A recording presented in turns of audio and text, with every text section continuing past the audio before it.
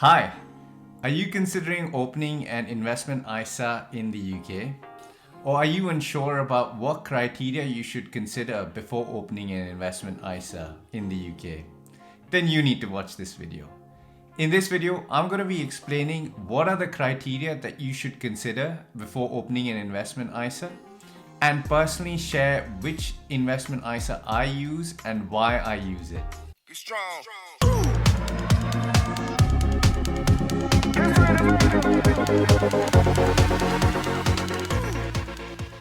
Hello and welcome to the Nimble Nomad. My name is Arjun, and on this channel we talk about the tips, tricks and hacks to survive and thrive in the UK.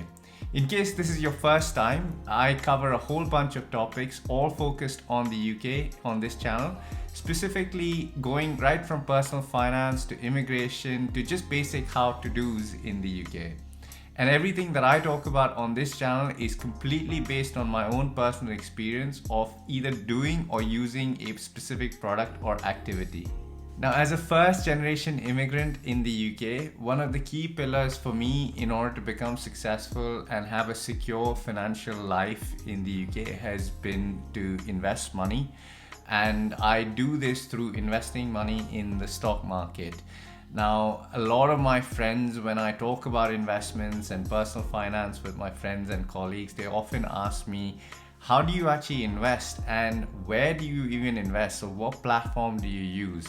So, just thinking about that quite a bit, I decided that it probably made sense to make a video because I'm sure that there are other people who are either first generation immigrants or just otherwise just aren't sure about where do you even start investing your money and like what platform do you use. So in this video, I'm actually going to be talking about how did I select or what are the criteria that I considered before I opened my investment account, and which one it is that I personally use in order to make my investments and why I like that particular platform. Now, before I get into the main content of this video, I do want to clarify that if you are considering opening an investment account or making investments as a resident in the UK, that you absolutely do this through a shares and stocks investment account or an ISA.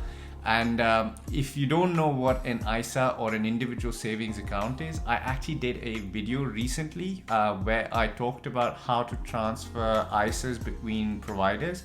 And in that video, I've actually explained what an ISA is. And I'll add a link of that in the link above. So if you're interested, go and watch that. So with that done, let's get into the main content of this video. Now, opening an investment account is completely dependent on your own financial goals and your personal investment needs. So you need to think about the criteria that I'm talking about, and maybe you want to modify the criteria that I'm going to go into in a second. But just think of it as a tailor-made suit. So it completely depends on your size and your fit and your desire for risk from a perspective of your financial freedom as well.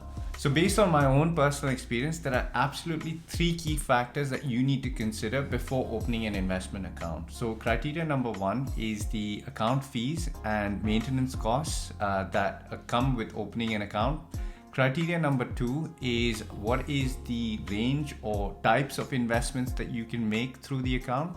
And the third one is what level of diversification that you can get. And this is more from a geographical and market standpoint. And I'll get into each one of these in a second. But for me, the top level, these are the three ones that you should absolutely consider. So the first criteria is platform fees and account maintenance. Now, when you open an investment ISA or an investment account, now each one of these investment accounts has some sort of charges associated with it. And typically there are two types of charges. So you have a account maintenance charge and then you have transaction fees. So account maintenance charges that you will incur once you open the account is just the charge that you have to pay in order to keep the account open. And in some cases, these charges are either one-off or they charge you per quarter or on an annual basis. So that's the first one. And then the second bit is more from a perspective of transaction fees. So each time you buy and sell some sort of investment, whatever it is, through the investment platform, you will incur transaction fees, and that transaction fees actually can be as low as absolutely free all the way to £10 per transaction. So this is transaction for buying as well as for selling, and a lot of these platforms have these fees associated with it. Now, ideally, in order for you to assess and ensure that the platform is right for you, is to make sure that both the account maintenance fees as well as the transaction costs are the absolutely lowest. So either they're non-existent or they're so low that you don't have to pay anything. And I'll get into later on in the video why I've selected a platform that I use primarily, and it hits the mark on this specifically. Now, the second criteria is the investment options that are available on the platform. Now, what I mean by this is, what is it that you can actually buy and sell? Are you buying stocks in specific companies, or are you getting access to only exchange traded funds? For those of you who don't know what an exchange traded fund or an ETF is, it's basically a composition of an entire stock market. So let's say if it is FTSE 100 for the UK or the S&P 500 in the US, you basically buy into a fund, and that fund gives you access or diversification by investing your money across the market. So the fund will be a composition of the entire market. That's just an example that I'm giving you, but there are different types of funds that are available. So it can either be stocks, it can be exchange traded funds, maybe it gives you access to commodities, maybe it gives you access to other investment options such as, you know, actual retail and property investments as well. So this is really important because being able to access specific investment types gives you, it depends on your risk appetite as an investor, and it also depends on what your financial goals are. Are you kind of looking for short-term gains? So maybe you want really, really high growth, so therefore you want to maybe invest in stocks like, you know, Apple or Amazon. Or maybe you're a long-term investor and you don't really care about growth, but you just want sustained dividends when you retire, so from these companies. And maybe that's why you either want to invest in ETFs or you want to invest in other stocks which are not high growth. So this is really important, and it completely depends on your own personal investment strategy. So for me personally, I'm a long-term investment and I'm a value investor. I mean, I'm not going to get into specific explanations about what that is, but in summary, I'm not going to be using this money in the short term in the next, 5 or even 10 years. This is maybe for my retirement, and just as a pot of money that I'm going to access when I retire and no longer am making a steady income through a full-time job. So I actually choose to invest in a combination of exchange traded funds as well as specific stocks and shares as well. And again, I'll get into which platform I use shortly. So for me, the platform that I use actually gives me access to both of these options. Now, the third criteria that I really wanted to talk about is the range of diversification. And so again, obviously, what I've talked about earlier is the types of investments. That is a kind of a diversification model, which is either you invest in stocks or you invest in ETFs, or you can invest in both or other types such as commodities, and that gives you diversification. But I'm also talking about diversification from a geographical standpoint. So investing only in one country or one specific stock market actually results in something called as concentration risk. So if, for example, you invested your entire set of money that you had for investments only in the UK, and let's say something really bad happened and the stock market just in the UK completely took a big tanking. It could be any bad or negative economic news, or it could be a natural disaster or anything. And therefore you could potentially lose all your money. Now, the flip side to that is if you chose to invest in the UK and the US and other stock markets like the emerging markets, you would have lesser of a risk because your portfolio is more diversified. So for me, one of the main things that I really consider is what stock markets and what kind of shares or ETFs do I actually have access to through the platform. And having access to a broad range of geographical investments gives me the ability to hedge my investment risk. So I get to diversify my investments across globally, and therefore I'm never exposed at any particular time to one specific environment.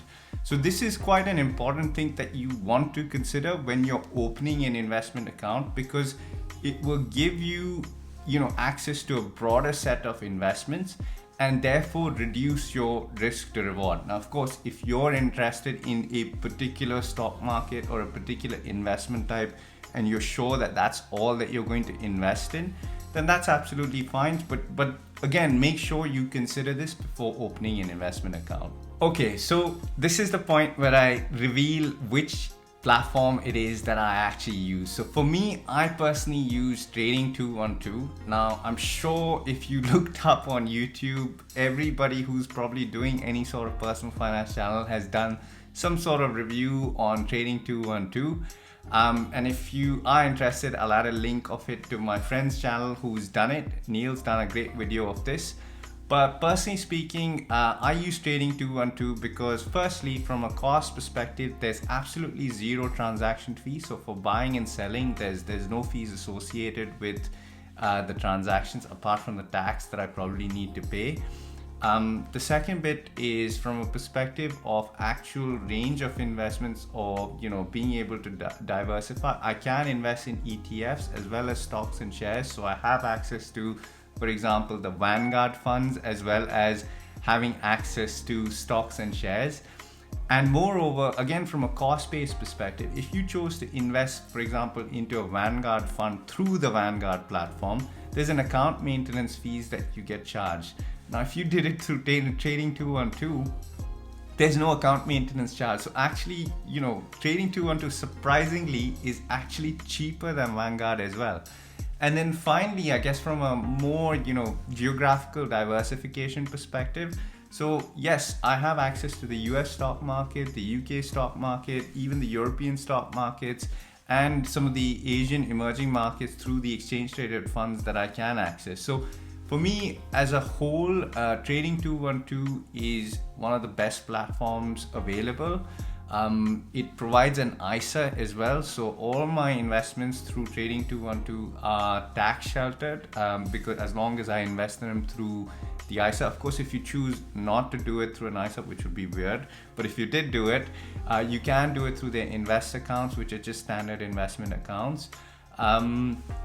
And that's basically it. That's the platform that I use. Of course, the only thing that I'd like to clarify is that's not the only one that I use. I do have other investment accounts through different providers as well. And this video is not sponsored by Trading 212 at all. As a matter of fact, I'm just talking about this completely based on my own personal experience. And I'll do a separate video, I guess, on the top 3 platforms just based on my own personal experience as well separately. So that's it, guys. That's all I wanted to talk about in this video. I hope you've enjoyed it. It's helped you out in some shape, way and form. If not, please leave a comment. If it did, please leave a comment as well. And if it really did help you out, please smash that like button, because it really helps out the channel. It helps the video grow on the SEO, as well as get more subscribers as well to the channel.